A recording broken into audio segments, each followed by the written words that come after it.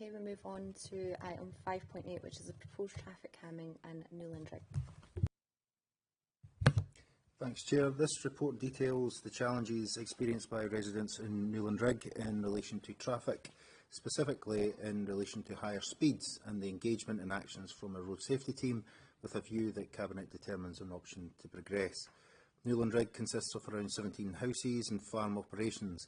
There has been speed limit reviews in 2006 and 2024, seeing the limit reduced from 60 mph to 20 mph, and in line with the Services Speed Limit Review Report approved by Council in 2023. The team has continued communication with residents and installed permanent speed monitoring through visible messaging either side of the village. A consultation was undertaken in April of this year to gather views of the residents on desired road safety improvements, with the majority of feedback requesting speed humps, which do present some challenges, with alternatives also listed within the report. Cabinet is recommended to note the report, review the options and nominate an option to progress. Okay, I will open up to Cabinet to nominate an option to progress.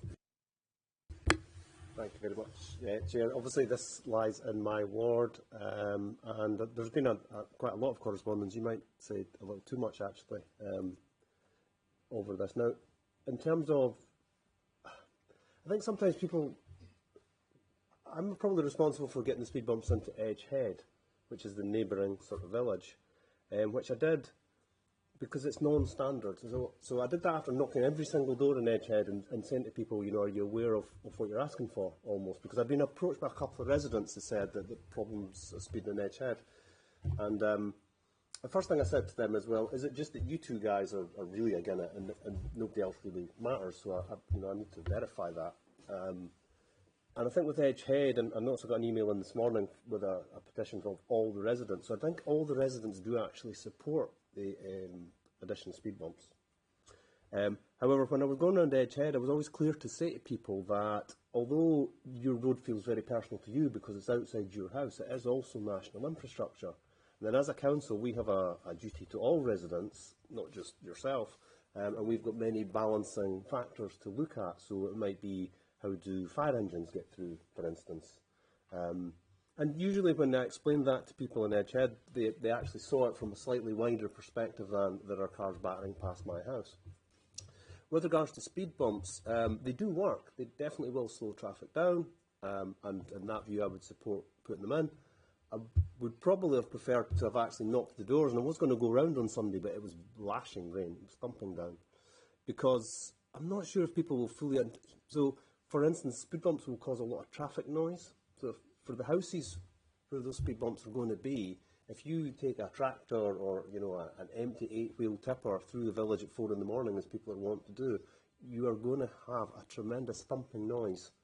So I would be more comfortable to back speed bumps fully if I knew that people understood the bad points about speed bumps. They also lead to additional road wear, etc. So there are going to be pothole issues. And the worst case for me is we put a speed bump outside somebody's house, and then in 2 months' time I'm getting emails saying, why have you done that? Because I'm getting woke up as you know, the tractor goes past my house at 4 o'clock every single morning. That having been said, Newlandrig, I mean, it is like a Scalextric track, that road. People do speed through that village. It's particularly bad, but there are areas across Midlothian where people speed as well. So we do need to balance the needs of that one small community versus the wider needs of Midlothian. But that having been said, I would actually support speed bumps in that scenario. I think the last photograph that I got was a car that was upside down on the roof, which you wouldn't want in your street. So that's a long-winded way of saying, sorry, Chair. A long way of saying is actually I've got a lot of sympathy for the residents of Newlandrig. It is a known accident black spot, although I think the police would say that it's driver error. That's caused by speed in my book. So yeah, I would support the option with regards to speed bumps. Having said that, I would prefer to have actually go around and knock their doors, and I'm not sure that the speed bumps, the measurements between them would be ideal. If you have one as you go into the village and one as you come out, and maybe one in the middle, would be more my preference, and that's just based on experience from speaking to people who've got speed bumps outside their house. Thank you, Chair. Thank you, Councillor Mackenzie. So I think we'll open to further debate, and it might be the case that we need to take this away and do some further work with it. So bringing Councillor Alexander next. Yes, I fully appreciate what the people in Newlandrig are going through and the speeding. But I just wonder if speed bumps are actually the best thing. And I've been in several times where they put in road narrowings, so an island, so putting 2 or 3 islands down the centre of the road, which narrows the road and actually makes traffic slow down, might be a better option. And I just wonder if actually speaking to people and explaining how that can produce the same effect as speed bumps, but wouldn't create the same noise and the same destruction of the road. So I just think that we should perhaps go out once again and just perhaps ask people if they, and explain about the speed bumps and the islands and what they can both do. Yeah, very well said, Councillor Alexander. It's very complex. So I've got another couple of speakers. I've got Councillor Scott, Councillor Cassidy. I think ladies first. Thank you, Chair. I sort of agree with Councillor Mackenzie here, but I think the speed bumps will be perhaps noisier than they appreciate. I have a friend that lives quite off the New Battle speed bumps as they go up to the high school, and she says that she hears them from 4 and 5 in the morning. So I think that will be one consideration for them, and it would be awful if we put them in and then they said, oh, that's, you know, not what we want, especially when resources are tight. And, you know, it is a small community, and I have in my patch quite, you know, roads that have hundreds of thousands over the last few months of speeding traffic on Ballynow Road, New Hunterfield, Powdermill Bray. You know, I could go on and name them all, and they all want speed bumps. And what we've been told is that we wait until we see if the 20 miles per hour is going to work, which I think is fair enough. So I think resources are tight, but I would say that if the speed bumps is what the community want, I think they should get it. But I think, as Councillor Mackenzie says, that there might, when they actually realise the noise that is going to go through, and they've got big lorries going over at all times of the day and night, they might, you know, reflect that maybe this wasn't the best one. I'm not sure about a traffic island because it is a very, very dark road, and in the winter, if you're going up there in the dark, it's very difficult, you know, so I wouldn't really appreciate that. But I'm happy to move the speed bumps. Okay, thanks, Councillor Scott. It's definitely very complex, and I appreciate that we've got people who aren't ward members and are considering how we move traffic from the A7 to the A1 and the A60, and there'll be people, no doubt, from Gorebridge that will commute along that road. And I'm very mindful that speed bumps are very dangerous for motorcycle users, and we did have a recent fatality, so maybe now is the time for us to kind of pause and also make sure that we're consulting with perhaps Gorebridge Community Council, who might have an interest in what happens on that road. Councillor Cassidy. Yeah, thanks, Chair.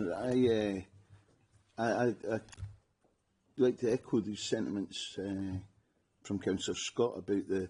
I've had people contact me who have had speed bumps put up outside their house and tell me that when lorries go by, because the close proximity of the houses to the street, that they've had pictures falling off walls because of the bumps when these lorries go over.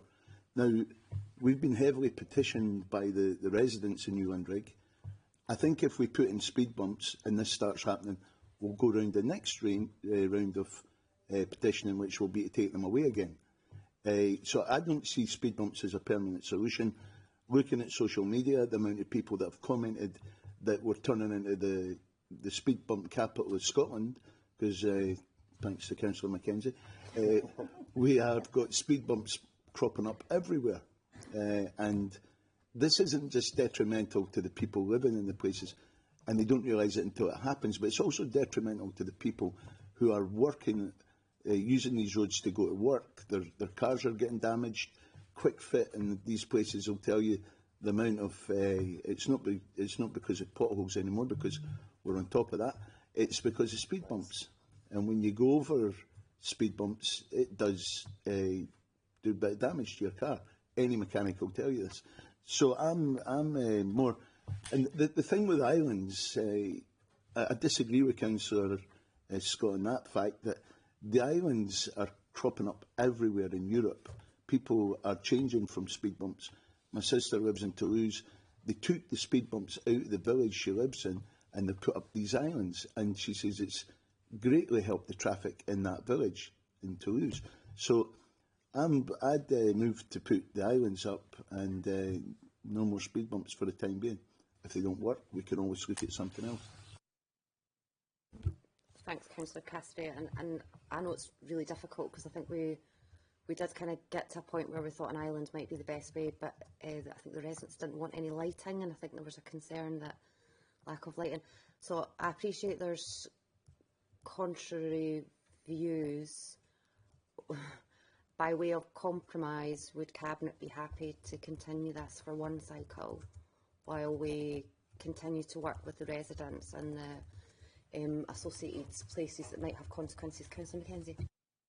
And if we continue, I'm happy to go and knock the doors of every resident. Have the same conversation that I had with the residents of Edgehead, which is, we can put this in, but not a panacea. They don't. The speed bumps come with other issues, so you might be replacing a bad issue, and the speeding is a bad issue, with a different issue. And if I'm happy that we have speed bumps, as long as people make the decision with their eyes open, then I'm comfortable. I take on board the traffic island thing.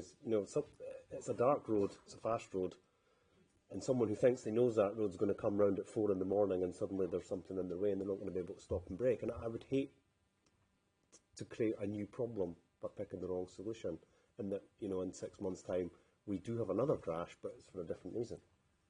So I think the commitment is I'm happy to go and knock all the doors and speak to the people, and if we do a continuation and we come back and, informed with more information, they're still of a mind that they put this in as an exceptional measure for a particularly bad stretch of road. I'm happy to make that commitment. That's noted. Councillor Mackenzie, I'm going to bring back in Councillor Alexander, who is the portfolio holder. Yes, sorry, I've spoken to roads teams over, the past year or couple of years or whatever, and they have put in lighting into lots of different places. And there's so many different choices now about lighting and different wavelengths, different colours, all sorts of, lighting that can be put into places that really enhance the place and don't annoy people. So I think that we should look at the islands and look at lighting as well, and perhaps there is a solution with specific kinds of lighting that won't annoy the inhabitants and still allows wildlife to carry on the way it does. It doesn't annoy wildlife either. Thanks, Councillor Alexander. I think that's probably a good place for us to round up on. But what I would say is, it would have been very easy for Cabinet not to hear this paper today, but I think it was really important that we had a public debate on it. But what I would say to the people who do want speed bumps is that they probably will have to compromise on something, whether it's lighting or whether it's an island versus speed bumps. However, we'll go away and do the work in between, and we'll continue it to the next cycle. So that ends the public part of Cabinet today, and we'll move into private session. Thank you.